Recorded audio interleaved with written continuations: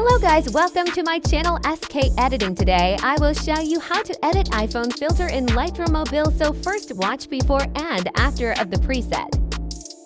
The preset are protected by 4-digit password, so watch full video carefully for password.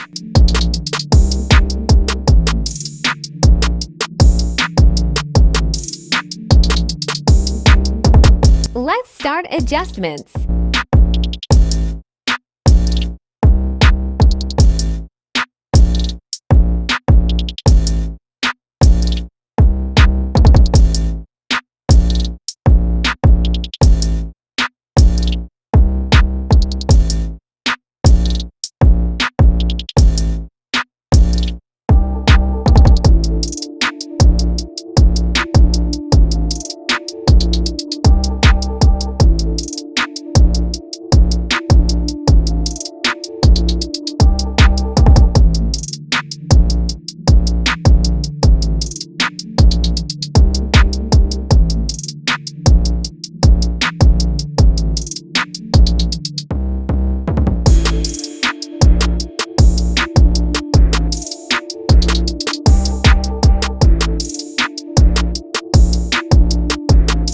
I have copied previous curve settings.